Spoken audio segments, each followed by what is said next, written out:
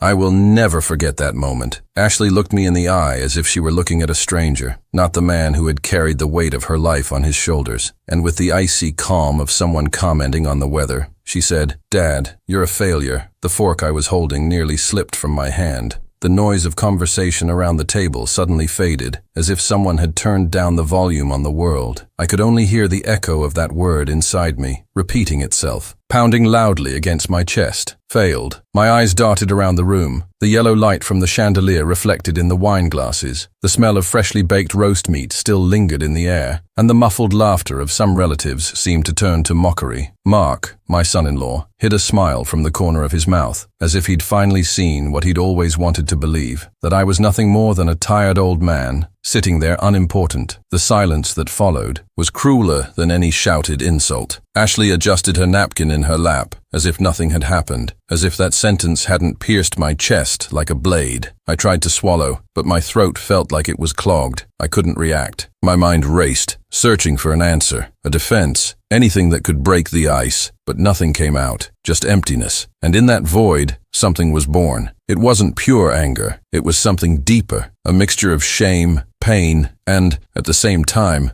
a silent certainty. She had no idea how much weight I carried, how much I still held, in silence, every piece of her life. My fingers trembled slightly under the table. I glanced at the brown leather folder propped against my leg. Inside were years of my history written in numbers, receipts, contracts, deposits, evidence, but no one seemed to notice. At that moment, I realized the whole world might think I was invisible, but inside that folder was the truth, and the truth, sooner or later, always, finds a way to rise up. Ashley laughed at something Mark whispered in her ear, without even looking in my direction. I smiled inwardly, but it wasn't a smile of resignation. It was a smile of promise, because I knew that day marked the beginning of a turning point, and you who are listening to me now know what I'm talking about. In every family, there is a silence that hurts, a word that burns, an ingratitude that weighs heavily. Perhaps you felt this, being erased by those who should be the first to recognize who you are. That's why I want you to do one simple thing right now. Comment here from wherever you're watching and subscribe to the channel. Every comment, every subscription is like a voice joining mine to say, no one deserves to be called a failure in their own home. I took a deep breath, trying to hide the lump in my throat. I glanced around the table again, the sparkling glasses, the clock on the wall showing 8:30, the cold wind blowing against the window. Everything seemed normal, except for the invisible weight now crushing me. But I wouldn't forget, and neither do they, because what Ashley called failure would soon become the greatest proof that I was never defeated. That night, as the forced laughter still echoed through the dining room, my eyes roamed over every detail around me. I wanted to capture everything, not just Ashley's words, but also the scenery, the people, the gestures, the looks, as if that moment were a photograph I would never forget. The house we were in wasn't mine. It was Ashley and Mark's, a modern building, with spotless white walls and marble floors gleaming under the warm light of the lamps. Every detail screamed ostentation, soulless, minimalist paintings, expensive furniture bought on credit, and an electric fireplace that mimicked fire but didn't actually heat. I'd built real stone fireplaces before, brick by brick, that warmed entire families on winter nights. But here, there, everything felt artificial, beautiful on the outside, empty on the inside. Ashley, my daughter, sat across from me, 27 years old. Her blonde hair fell to her shoulders in a modern cut. Her makeup was perfect. Her dress was expensive. She spoke with the confidence of someone who believed the whole world was at her feet. She was the same girl I carried on my shoulders through snowstorms when I was little, the same one who held my calloused hands and said, "My father is the strongest in the world." Now,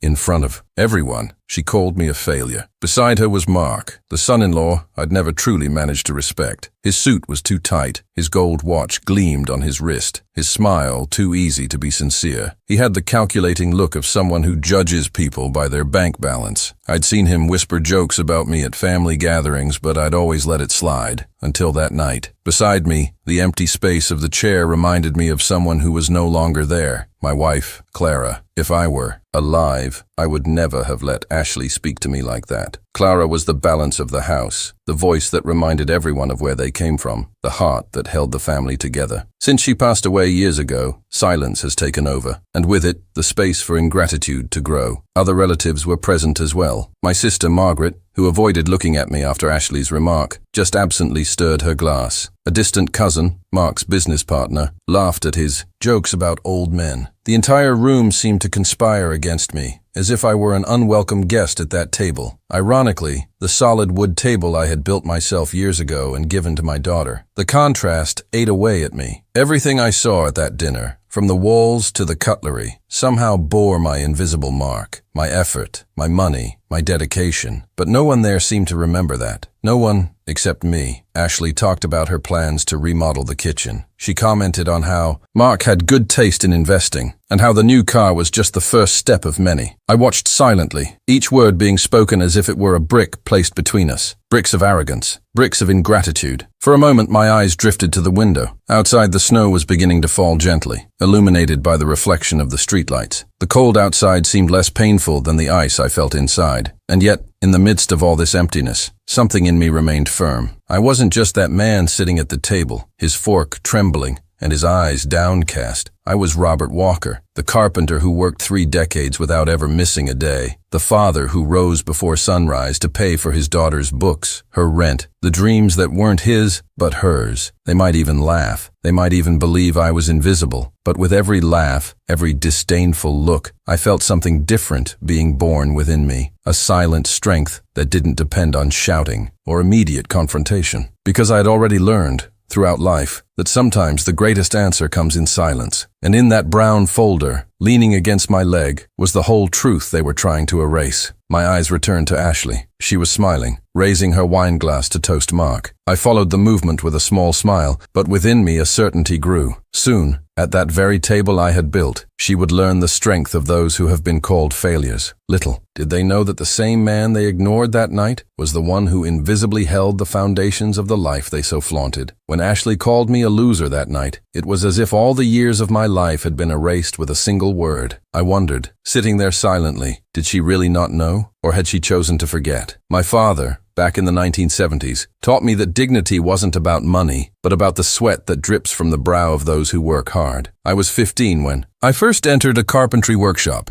The smell of raw wood, the rhythmic sound of the planes scraping, the golden dust dancing in the sunlight. It was there that I discovered who I was. While many my age dreamed of being lawyers, doctors, or engineers, I learned to create beauty from raw logs. 35 years later, I could walk into any house in the neighborhood and find a piece of myself. A solid dining table, a custom-made bookcase, a door that hadn't creaked in decades because I'd patiently straightened it myself. There was no diploma on the wall to prove it, but every piece my hands shaped was a living testament to my competence. Ashley grew up surrounded by this. I still remember her playing under the workshop bench, her hair full of sawdust, laughing every time I hammered and nailed a board together. I taught her to distinguish the scent of pine, walnut, and oak, and she, her eyes shining, would say, "My father can build anything." But over time, these memories were buried by other voices. Voices that said the modern world had no room for men like me. Voices that measured value in diplomas, cars, titles, status. Voices like Mark's. And so Ashley could have everything I didn't. I did everything in my power. I worked double time. I took night shifts. I went weeks without a single Sunday off. That's how I managed to pay for her college education. I don't regret a single penny. Those were years in which I stopped buying myself new clothes, stopped fixing my own roof, so she could walk the bright halls of the university with her head held high. I still remember the night I walked to the ATM at 11 o'clock, tired, my hands stained with nail polish,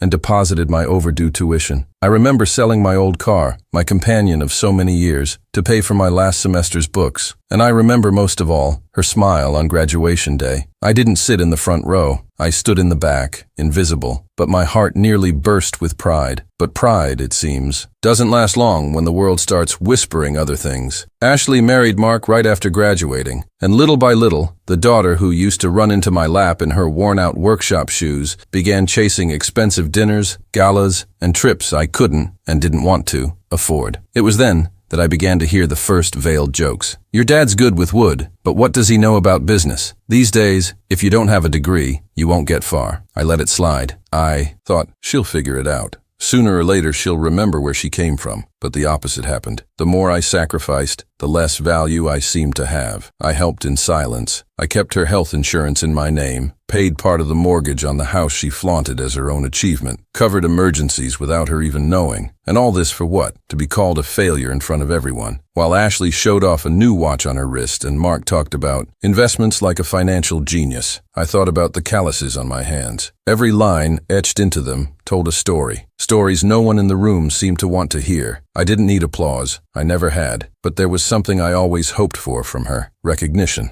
A simple look of gratitude. And that night I realized that maybe that look would never come. Still, it wasn't the end. Because the entire life they so proudly displayed, every brick in that house, every book Ashley read, every diploma on the wall, had an invisible trace. Mine. They could deny it. They could humiliate me. They could laugh. But the truth needed no defense. The truth was hidden, and she was with me. The dinner that changed everything seemed, at first glance, just another Sunday family gathering. The snow fell silently outside, covering the Denver streets with a white veil. The icy wind made the tree branches beat against the windows, but inside Ashley's house, the heat was almost suffocating. The marble gleamed under the lights. The wine glasses were full, and the smell of roast meat mingled with the sweet perfume my daughter had worn since she was a teenager. I arrived punctually, as always, with my brown leather briefcase tucked under my arm, the one that already held more of my story than any family album. I hadn't intended to open it that night. I carried it out of habit, almost like someone carrying a piece of themselves. Ashley greeted me at the door with a quick but cold smile.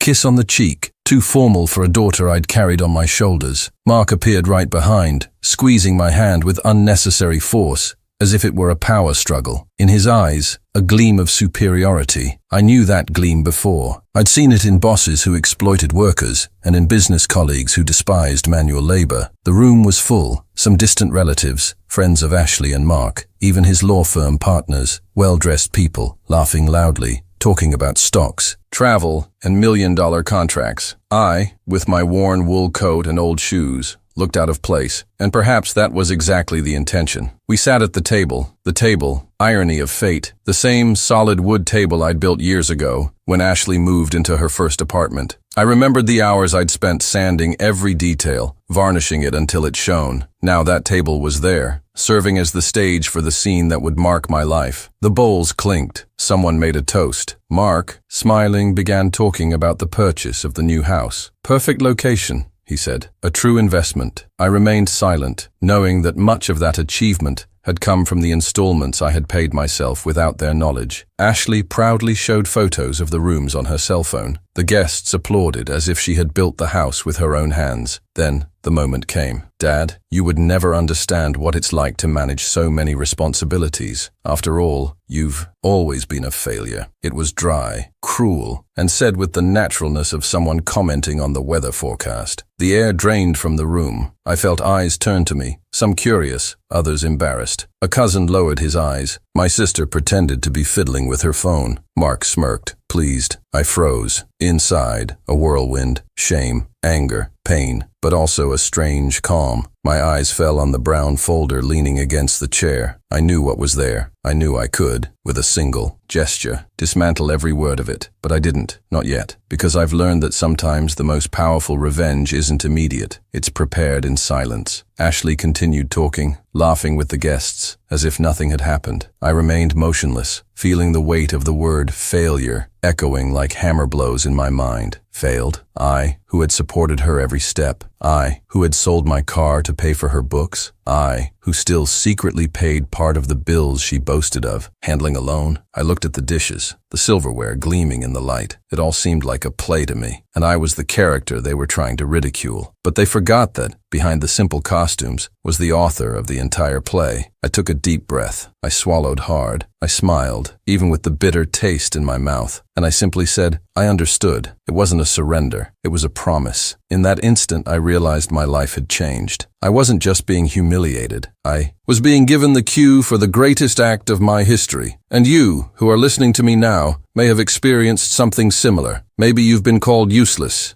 dead weight, a failure, sometimes even by your own family. That's why I ask, comment below if this has happened to you, and subscribe to the channel. Because every time you share your story, every time you participate, we show together that dignity isn't asked for, it's earned. I didn't leave the table. I remained there, listening to laughter that sounded like knives. But deep inside me, something had already been decided. The game had begun, and the folder resting against my leg was my hidden card. They laughed. I waited. They called me a failure. I carried proof otherwise, and the time to show would come. After that dinner, nothing was the same again. The word Ashley had spoken continued to echo within me, even in the quiet moments. Faster, it was as if her voice had become engraved in my mind, repeating over and over every time I closed my eyes. But worse than the word was what came next. Not a direct attack, not another explicit insult. What hurt was the way, little by little, my daughter and her husband were building an invisible wall between us. In the following days, Ashley didn't call me once. Before,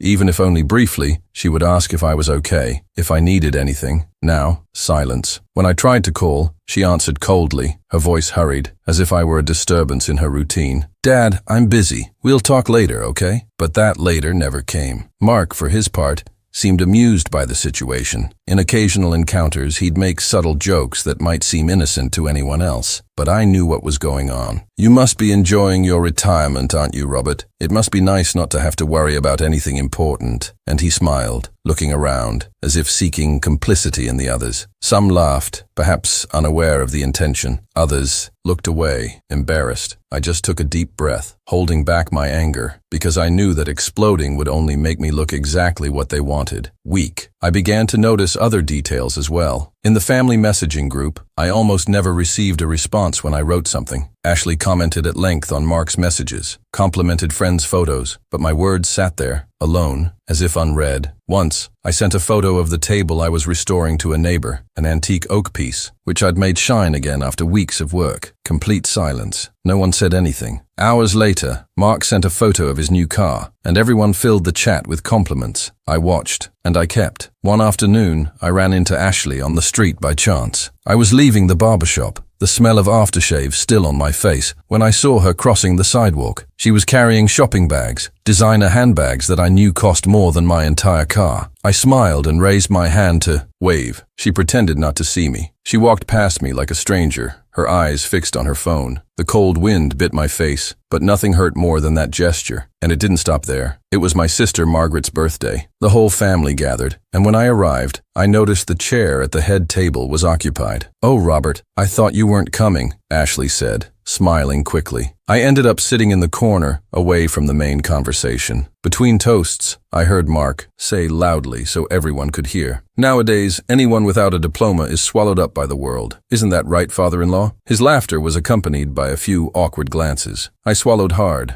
keeping my gaze steady. I didn't respond, but inside, each word added to the already open wound. And the cruelest thing of all was realizing how some family members began to repeat these ideas. A cousin commented, half laughing, "Robert, you should be proud. At least Ashley and Mark are successful. That shows you did your part." As if my entire life had been just a disposable stepping stone for them to climb. At that moment, I realized the narrative was being rewritten. Little by little, people were beginning to believe I was just the old retiree, dependent, irrelevant, and no one seemed to remember the nights I stayed up late finishing work, the bills I paid without asking for anything in return, the entire years dedicated to giving Ashley the chance to study, grow, and achieve what she called her victories. I walked the streets and felt diminished. Every gesture she made, every joke Mark made, every complicit silence from the others was like a drop falling on hard stone. Isolated, they might seem small, but together they shaped the perception of everyone around me. What they didn't know, and perhaps this was my silent consolation, was that I was keeping evidence. Inside that brown folder were receipts, deposits, contracts. Every number written there was a testament to what I had done. But no one seemed to care to hear my side of the story, so I kept quiet, but I didn't forget. On cold nights, sitting on my porch, I recalled every detail. The sidewalk where Ashley pretended not to see me, the empty message board after my photo, Mark's public jokes, the indifferent looks from my family. And each time these memories returned, I felt a strange mixture within me, pain and strength. Because the more they tried to erase me, the more I understood that the time to show the truth was approaching. And when that day came, there would be no denying it. I've always believed that great answers don't need to be shouted, that silence, when used well, can be more powerful than 1,000 words. After everything Ashley and Mark put me through, I decided I wouldn't react with anger or impulse. I wouldn't argue. I wouldn't beg for recognition.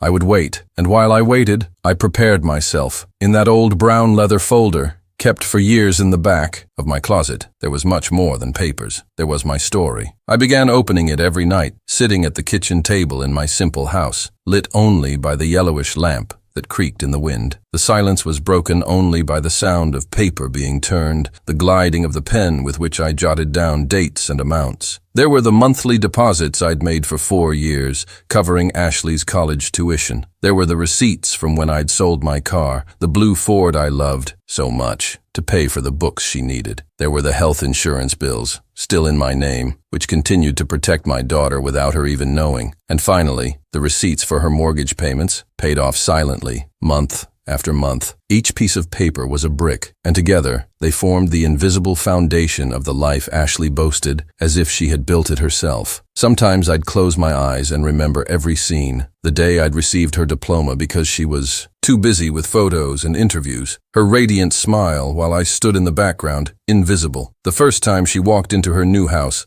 laughing with Mark, unaware that much of it was because I'd sacrificed entire nights of work. Those memories didn't make me cry, not anymore. They made me certain, one day, the truth would come out. I began organizing the documents like a puzzle. I sorted them by date, highlighted values, and even prepared certified copies. I didn't want there to be, any room for doubt. When the time came, no one could deny it. But it wasn't just about the paperwork. I was also preparing myself internally. I began silently observing Ashley's every gesture, Mark's every word, the family's every look. I took mental notes like an investigator. They laughed, made comments, belittled me, and I just absorbed it, letting my calm hide the flame growing within me. Deep down, I knew that life always creates the right moment, and that moment couldn't be forced. It had to happen in front of everyone, on the stage they trusted most, their own dinner table. One cold night, sitting on the porch, I looked up at the star-filled sky. I remembered the voice of Clara, my wife, who was no longer here, but who seemed to silently accompany me. It was as if she were saying, "Wait, time always reveals." And I waited. I prepared not only the documents, but also my heart. I knew that once I showed the truth, there would be no going back. Ashley would no longer be just my daughter. She would be the woman who humiliated me and then had her mask ripped off, and I would have to carry that weight too. But I was ready. I left the briefcase by the door, like someone leaving a loaded gun within easy reach. Every visit, every dinner, I took it with me, not to use it immediately, but because I knew that, at any moment, the opportunity would arise. And while I waited, silence became my ally. I listened, I observed, I recorded, and inside, I smiled, because I knew that when the time came, I wouldn't need to raise my voice. I would just open the folder, place the papers on the table, and say the phrase that was already echoing within me. You called me a failure, because it was this failure who paid for every bit of your victory. The next dinner took place on a freezing Sunday. The snow wasn't falling like it had the week before, but the cold still bit the faces of anyone who dared walk without a scarf. I arrived at Ashley's house carrying, as always, the old brown leather briefcase. It was already a part of me. Almost no one noticed,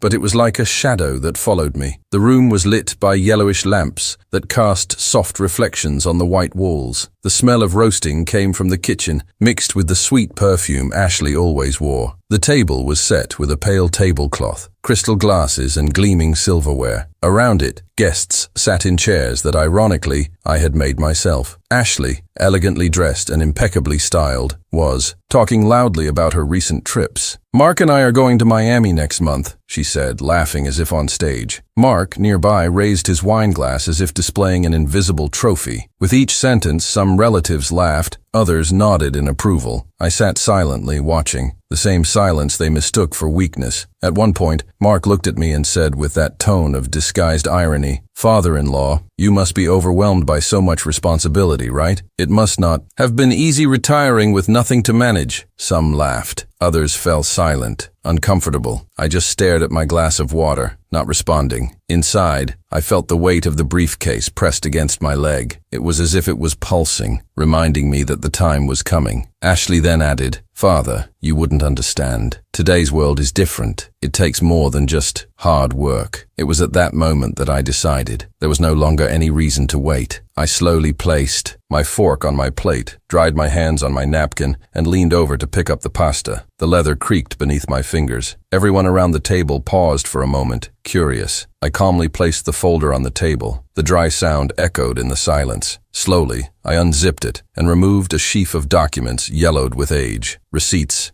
vouchers, contracts. I placed everything in front of me, organizing them into piles. Eyes began to meet. Some frowned, others leaned in for a better look. Mark forced a nervous smile. Ashley stared at me, uncomprehending. Then I spoke, in a firm voice, without needing to raise my tone. "You want to talk about responsibilities? Then let's talk about them." I picked up the first paper and slid it across the table. "Here's your college deposit, Ashley. 4 years of tuition paid for by this loser." I placed another paper on top of the stack. "Here's the sales contract for my car. I sold it to pay for your books, Ashley. Remember? The ones you proudly showed off in your photos." Glasses clinked lightly as someone moved a nervous hand. Everyone's breathing seemed heavier. I continued. "Here are the mortgage payments for the house you live in today, in my name, paid by me, while you and Mark bragged about having earned it all by yourselves." Ashley stood still, her eyes fixed on the papers. Mark, pale, tried to hide it, but sweat was beginning to shine on his forehead. Finally, I placed the last stack of receipts on the table. "And here is the health insurance that is still active in my name, covering you to this day, without you even knowing." The silence that followed was absolute. Even the cutlery didn't dare move. The air seemed denser. I took a deep breath and looking into my daughter's eyes, I concluded, "You called me a failure. Because it was this failure who paid for every bit of the life you call an achievement." Ashley opened her mouth, but no words came out. Her hands trembled slightly on the napkin. Mark looked away, embarrassed, unable to bear the scene. Some relatives lowered their heads. Others stared at me as if seeing someone completely different for the first time. The folder lay open on the table, like a chest spilling the truth before everyone. And for the first time in a long time, I felt the weight lift from my shoulders. I didn't have to shout. I didn't have to humiliate. I just showed it. And in that instant, their mask fell. The silence that filled the room after I spread the documents out on the table was almost physical. It felt like the air had become heavier, thicker, harder to breathe.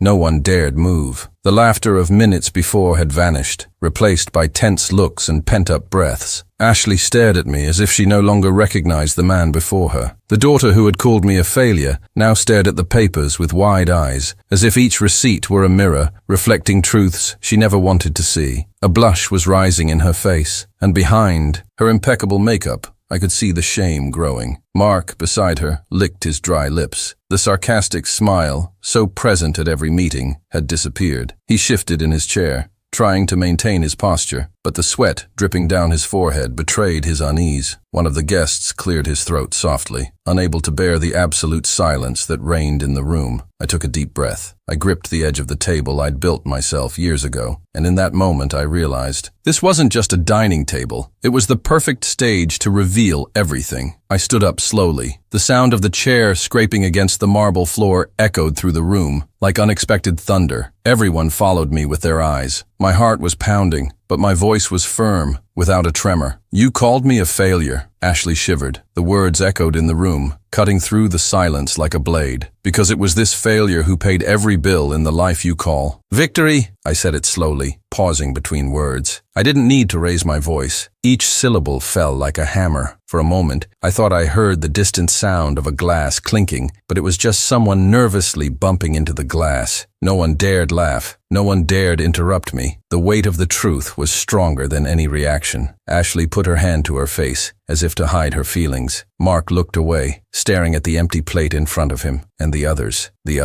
just watched. Each of them, deep down, knew I was right. I leaned over the table a little, looking into my daughter's eyes, and added more quietly, almost in a whisper, "From today onwards, you no longer have the right to diminish me." The impact wasn't just in the words, but in the silence that followed. It was as if everyone present understood there was no turning back. The mask had fallen. Ashley tried to say something. Father, but her voice failed her. She couldn't find the words. I straightened, placed my hand back on the open folder, and calmly closed it. The zipper slid open slowly, the metallic sound echoing in the room like a final sentence. I picked up the folder, tucked it under my arm, and took a deep breath. The weight was no longer with me. It had been transferred to them. As I stood, I noticed the discomfort spreading through the room. Some eyes avoided mine, others regarded me with a mixture of surprise and respect. No one there could deny what had been shown. It was before them, in black and white, sealed with receipts and contracts. It was at that moment that I understood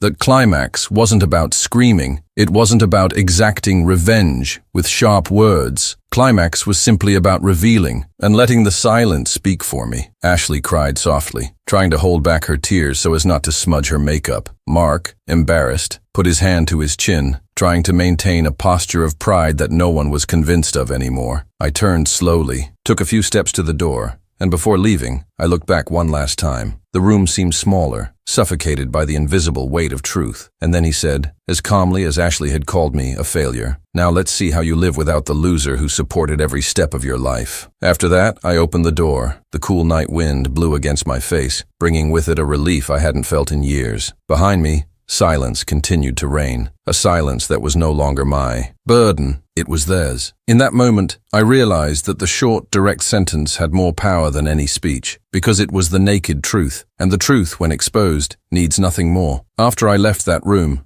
leaving behind the weight of my open briefcase on the desk, I realized something had irreversibly changed. The cold night wind hit me in the face like a punch of reality. The truth had been told. There was no going back. In the days that followed, the family's silence turned to a murmur. First, the echoes of hushed conversations reached me. "Did you see what Robert showed? I had no idea he paid for all that." Some spoke with astonishment, others with shame. It was as if, suddenly, the invisible man had become impossible to ignore. Ashley didn't come to me the next morning, or the next day either, but I knew she was digesting every word, every piece of paper, every truth exposed. For her, that dinner had been like a broken mirror. For the first time, the image she had built, that of an independent, successful, self-supporting daughter, had shattered before everyone's eyes. Mark, on the other hand, tried to keep up appearances. He posted photos of himself smiling in restaurants and commented on the family group about new investments, as if nothing had happened. But the mask no longer stuck. Those who were there that night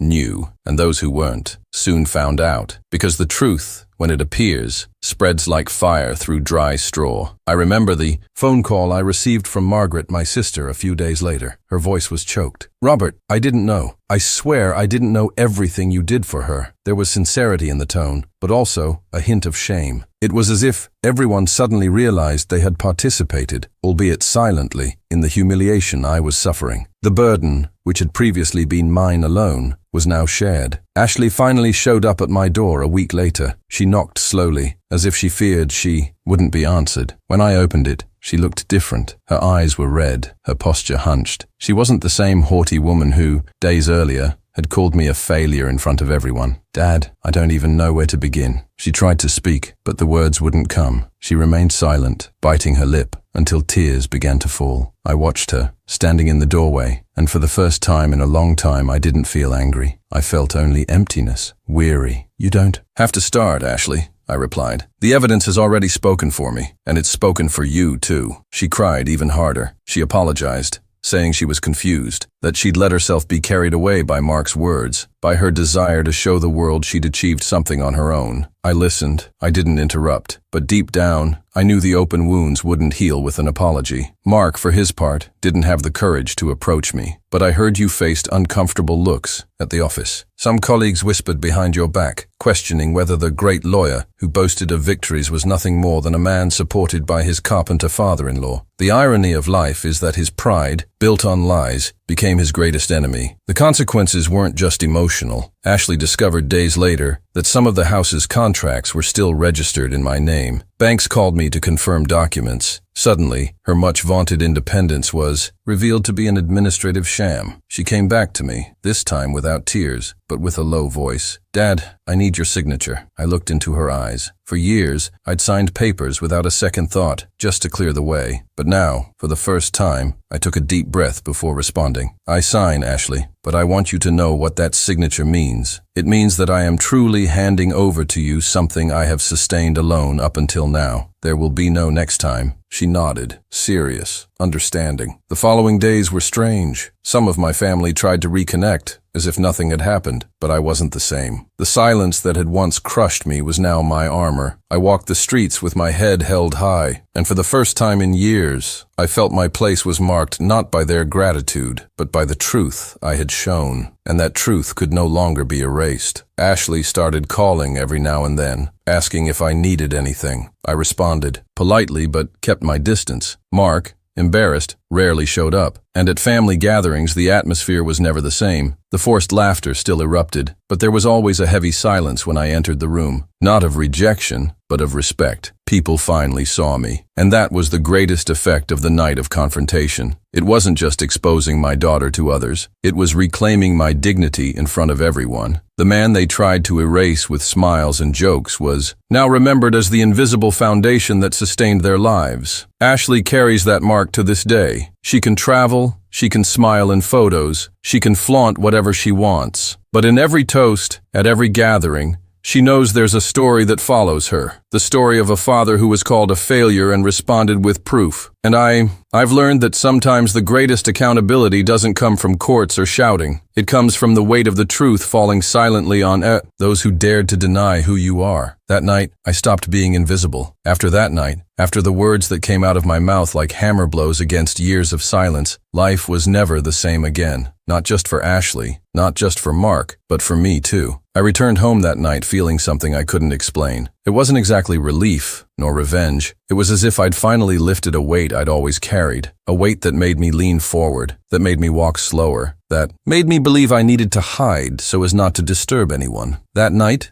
as I closed the door to my simple house, I realized I was more upright, more whole. For the next few days, my routine seemed the same. Waking up early, drinking my black coffee from the chipped mug, sweeping the yard, taking care of the little things. But inside, everything was different. The silence no longer suffocated me. It belonged to me. It was my ally. I'd go to the bakery and notice the looks on the faces of people who'd heard the story. Some would come up to me and say, in low voices, "Robert, you did well. No one can erase a lifetime of work." Others just nodded, silently, but with respect in their eyes. I, who for so long had felt invisible, was suddenly seen. Not because I had any ostentation, not because I had power or money, but because for the first time, truth had prevailed over lies. Ashley, little by little, began to try to get closer again, not with the same arrogance as before. She approached, with slower steps, a lower voice, and more attentive eyes. Sometimes I saw her looking at my hands, those same hands she had called useless, and I noticed there was something new in her gaze. Shame, yes, but also a hint of regret. Mark disappeared. The visits diminished. The jokes stopped. I later discovered he'd endured a difficult few weeks at the office. Colleagues whispered. Partners gave him dirty looks. The man who lived for ostentation was now seen as someone supported by his failed father-in-law. The irony of life, I thought. He who talked so much about image now had his image shattered by the mere weight of a few papers on a desk. As for me, I didn't seek revenge beyond that night. I didn't need to. What I wanted wasn't to destroy anyone. It was simply to show that I existed, that I had always existed, that my years of work, my calluses,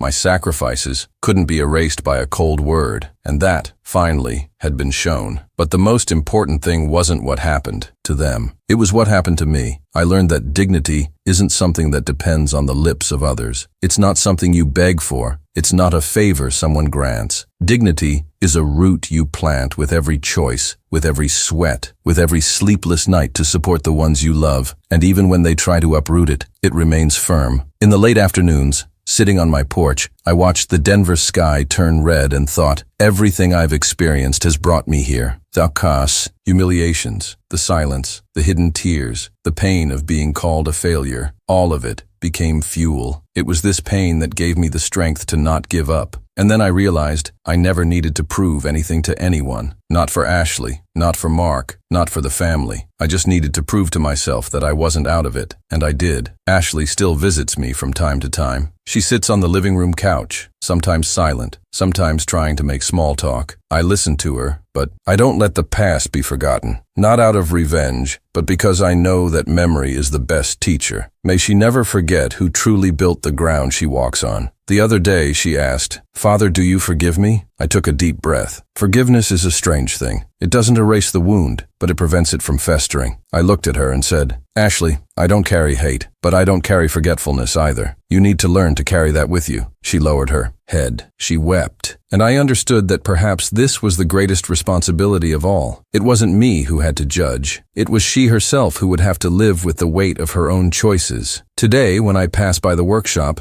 even though it's deactivated with the ancient smell of wood still lingering in the walls, I feel proud. Every bit of that invisible sawdust still lingering in the air reminds me of who I am. A man who built, with his own hands, not just furniture, but an entire, life. I'm not a failure. I never was. And that's what I want to leave for you, who are listening to me now. Perhaps they've tried to silence your voice within your own home. Perhaps they've tried to erase your story, diminish your achievements, steal your value. But remember, no one can take away from you what you've truly built. Dignity isn't found in the words others say. It's found in what you do every day, silently, when no one is looking. And if one day they try to extinguish your light, do as I did. Wait, hold on, and at the right moment, show who you are, not by shouting, but by proof that no one can deny. Now I want to ask you something simple. Share in the comments if you've ever been through something similar. Have you ever been called useless, invisible, or a failure? Tell your story, because every time you comment, every time you subscribe to the channel, we show together that dignity isn't begged for, it's earned. And I tell you from the bottom of my heart, never accept less than the respect you deserve. Because in the end, when all the masks fall, only the truth remains.